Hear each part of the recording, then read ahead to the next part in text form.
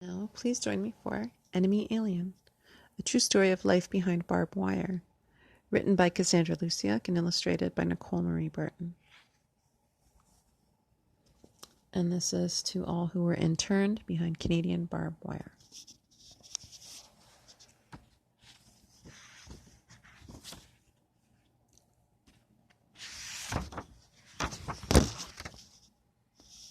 Introduction.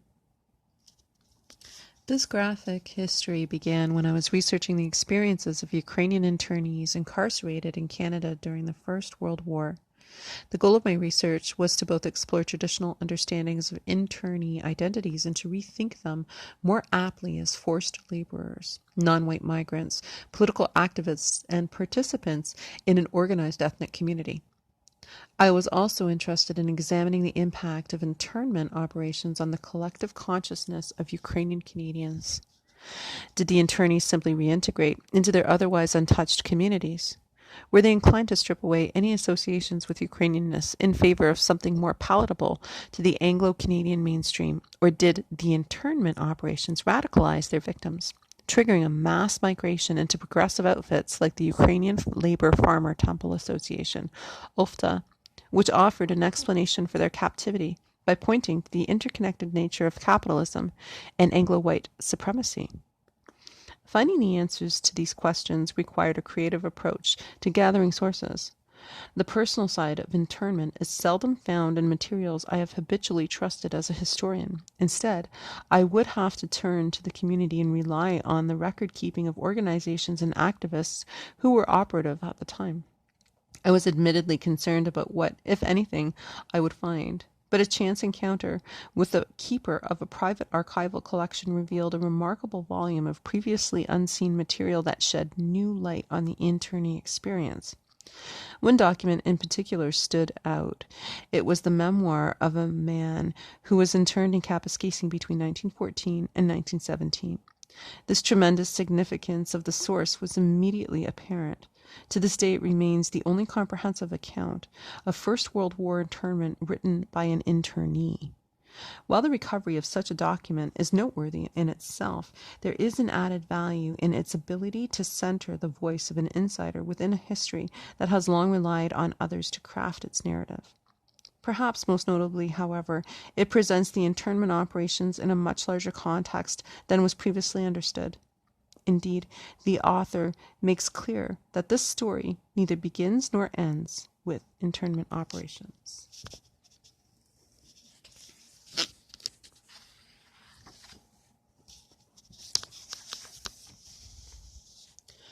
By tracing the plight of a migrant lured to Canada with the promise of prosperity, only to encounter a much harsher reality on the ground, the memoirs offer critical insight into the way in which internees understood their incarceration. Internment, while abhorrent, was not a lone enterprise or isolated event. It was part and parcel of Canada's long-standing and unjust treatment toward populations it deemed undesirable others. In other words, the memoir effectively shows that internment was not a regretful anomaly, but rather part of a regular functioning of a nation building. The bodies of undesirable migrants could be used to build the country, but they could not join it. Ukrainians first began migrating to Canada en masse in 1891, but arrived from the Austrian crown lands of Galicia and Buknova, two of the poorest, most overpopulated areas in all of Europe. Their migration was encountered by the efforts of Clifford Sifton, Canada's Minister of Interior, who was recruiting foot soldiers of settler colonialism on the prairies. Life for the so-called first wave of migrants was difficult. Those who managed to settle in the homesteads struggled with outdated technology, limited capital, and a challenging climate, poor land quality, and insufficient experience with large-scale agriculture. The majority recruited into the labor-intensive industries of railroad building, mining, and lumbering, faced exploitation from their employers, who threatened deportation at even the slightest inkling of defiance. As migration rates increased in the early 20th century, many migrants found themselves held captive in immigration sheds, where they were auctioned off like cattle to private companies looking for cheap sources of labor. This was the case for the author of a memoir arriving in Canada in 1912. He could not afford to pay the $25 fee required to be released from the sheds. This preemptory and discriminatory policy was designed to funnel recent migrants into predatory work gangs, even more cheap fuel to facilitate capitalist accumulation. Conditions only worsened when the majority of the railroad reconstruction was completed at the same time as agricultural mechanization took hold. This meant that for migrant workers, particularly those from Southern and Eastern Europe, there was little work in the years leading up to the First World War. By the time the war broke out, then, the majority of Ukrainians were already familiar with the often brutal reality of the migrant experience in Canada. It was perhaps no surprise to most when the widespread xenophobia began to grip the public imagination and they became the targets of outright hostility and calls for swift assimilation. Nor would they have been shocked when the government officially announced its decisions to begin arresting those who deemed enemy aliens, which, in the case of Ukrainians, was a result of their Austro-Hungarian passports. The reasons for being picked up by the police were highly varied, running the gamut from trying to cross the border in search of work to simply looking suspicious, as was the case with the author of the memoir.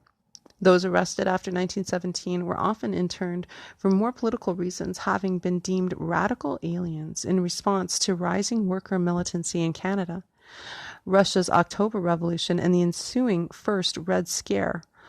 All in all, 8,579 people were interned between 1914 and 1920, the majority of whom were Ukrainian. An additional 80,000 others were forced to register and report regularly to the local police.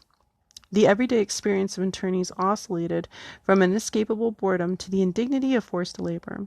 By and large, they responded with insubordination and resistance, including work shutdowns and eventually riots.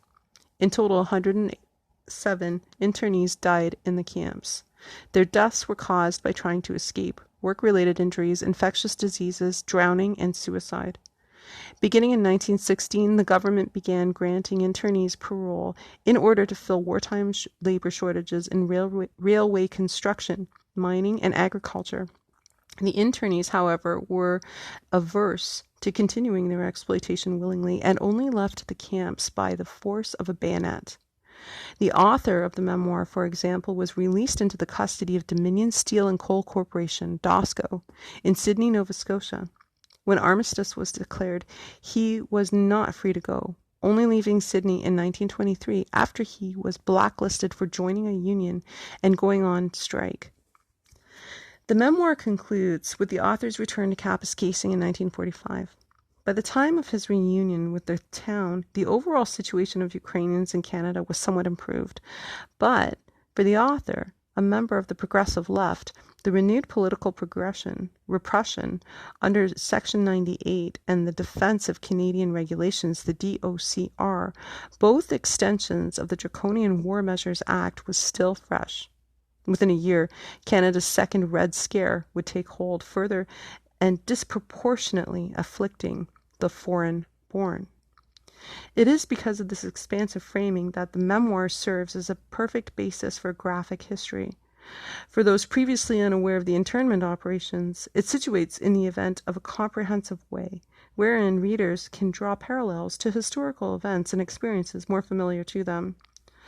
For those with previous exposure, especially members of the Ukrainian Canadian community, the memoir challenges an ethnic particularism that conceptualizes the internment operations as a sui generis or unprecedented event and invites readers to make connections to the experiences of migrants and the disciplinary regimes that oversee them across the globe.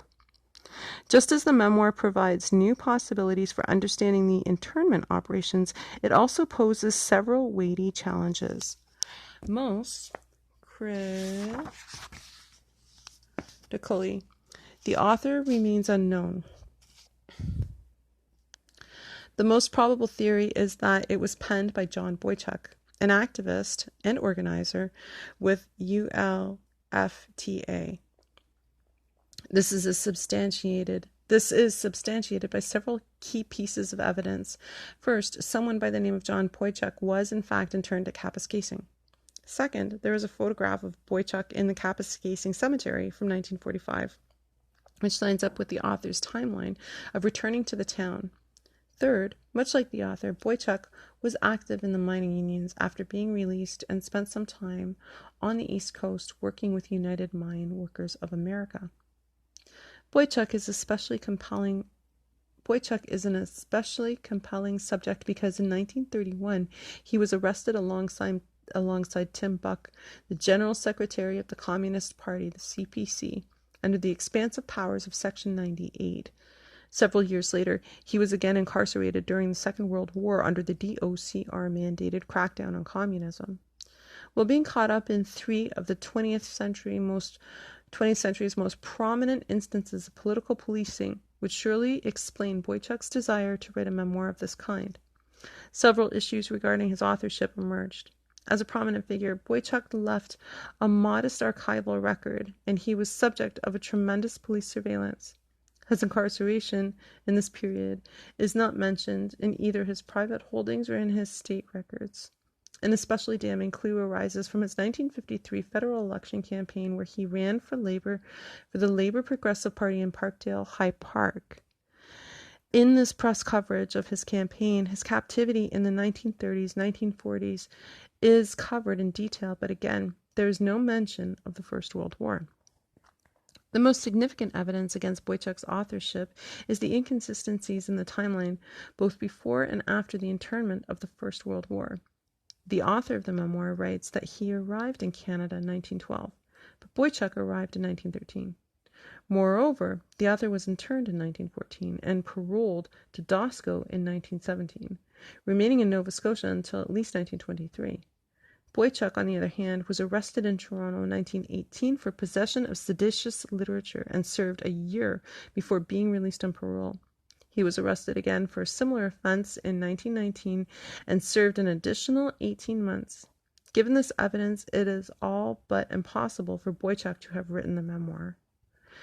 Leaving one's name off one's own memoir is telling of the ongoing fear of repression that was so clearly prominent in the author's life.